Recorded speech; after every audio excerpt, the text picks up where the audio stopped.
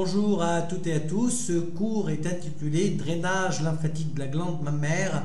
Il rentre dans le cadre du cours général Les cancers du sein pour la préparation à l'examen classement national des étudiants DCEM 3, c'est-à-dire 5e année médecine.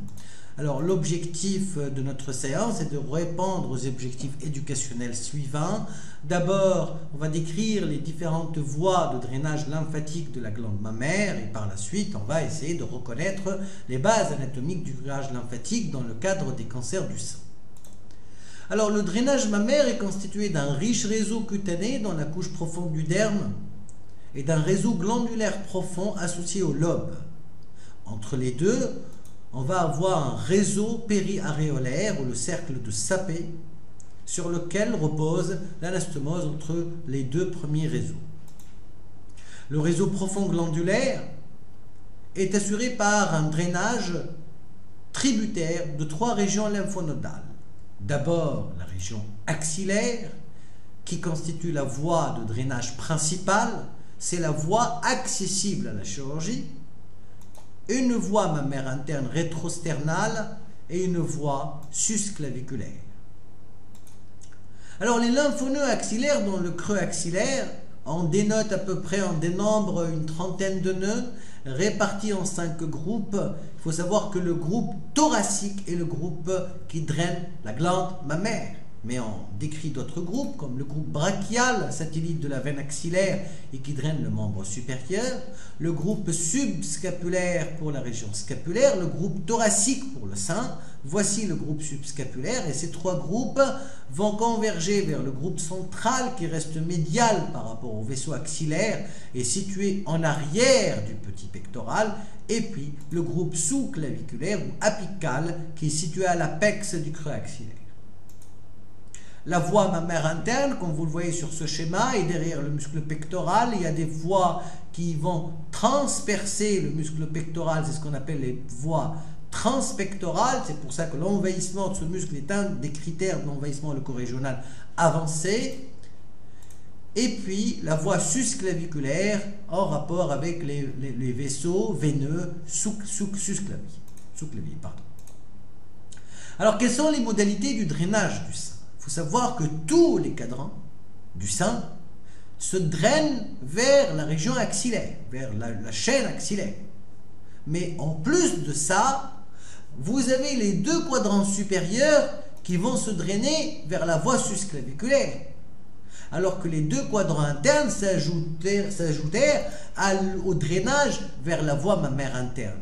Ce qui fait que le quadrant supério-externe se draine vers la région axillaire et la sous-clavière ou la susclavière, le quadrant inféro-externe uniquement vers la région axillaire, le quadrant supéro-interne se draine vers la région mammaire interne, mais aussi susclaviculaire et d'office axillaire, et le quadrant inféro-interne se draine vers la région axillaire et la région mammaire interne. On peut avoir des perméations lymphatiques du côté contralatéral, ce qui est un signe de gravité de ce cancer du sein. Le curage axillaire maintenant, tout d'abord il faut savoir, avant de passer au curage, que la notion de mastectomie totale, l'intervention de Patet avec le curage, n'est plus tributaire de la taille absolue de la tumeur, mais plutôt de la taille relative de la tumeur par rapport à la taille du sein. Deuxième information, c'est qu'actuellement on ne parle plus de curage axillaire, mais on parle de ganglion sentinelle. Alors c'est quoi le ganglion sentinelle? On va tout simplement injecter en périaréolaire soit du produit radioisotopique, soit un colorant qui est le bleu patenté, et non pas le bleu de méthylène, c'est le bleu patenté. Alors que ce soit le bleu patenté ou le radioisotope, vont aller suivre les voies de drainage lymphatique axillaire pour aller siéger au niveau du premier ganglion. Et c'est au chirurgien, avec l'aide du médecin nucléaire, avec un capteur d'activité radioisotopique, vont chercher le maximum d'activité. C'est là où on trouve le premier relais ganglionnaire, on enlève ce ganglion, on envoie en examen extemporané Si il est positif, ça veut dire qu'on va compléter le curage. S'il est négatif, on peut s'arrêter parce qu'il n'y a pas de saut de relais. La même méthode se fait par la méthode colorimétrique, par le bleu patenté. On va chercher le premier ganglion qui va être coloré en bleu. Maintenant, il y a certainement une courbe d'apprentissage, c'est-à-dire qu'on ne va pas aller s'amuser à faire cette méthode ou l'autre tant qu'on ne la maîtrise pas. Il faut une courbe d'apprentissage selon le journal Brist, à peu près, dans un article paru récemment, à peu près une 50aine d'actes.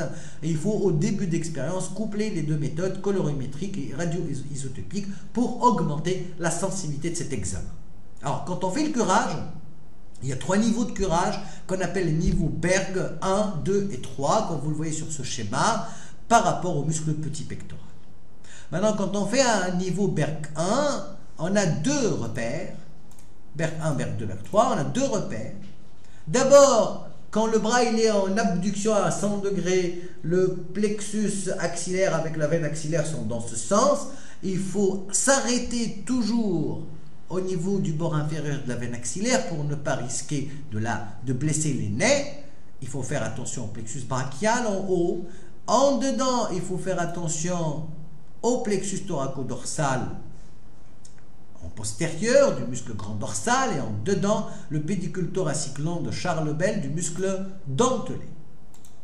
Donc, si vous voulez, le curage axillaire, c'est le fait d'aller piquer la graisse qui contient les lymphonodes axillaires de cette chaîne mammaire. Et puis, les limites sont toujours les suivantes. La limite postéro-externe, c'est l'artère thoraco-dorsale avec son nerf du grand dorsal. En dedans, c'est le pédicule thoracique lent de Charles Bell. Et en haut, c'est la veine axillaire. Alors, quand on fait un curage axillaire, il faut faire toujours de la lymphostase pour ne pas risquer d'avoir une stase lymphatique au niveau du membre supérieur et des lymphodèmes avec une main enflée par la stase lymphatique. Mais également, il faut faire attention pour ne pas léser les nerfs du plexus brachial, rapport supérieur important de la veine axillaire. Et c'est pour cela qu'on va examiner notre malade ou notre malade dans le sexe masculin aussi, parce que le cancer du sein n'existe pas que chez la femme, et on va essayer de voir est-ce qu'il y a des paresthésies ou des paralysies du membre supérieur, complications de cette chirurgie. On aurait compris maintenant les bases anatomiques du curage axillaire dans le cadre des cancers du sein. Je vous remercie pour votre attention.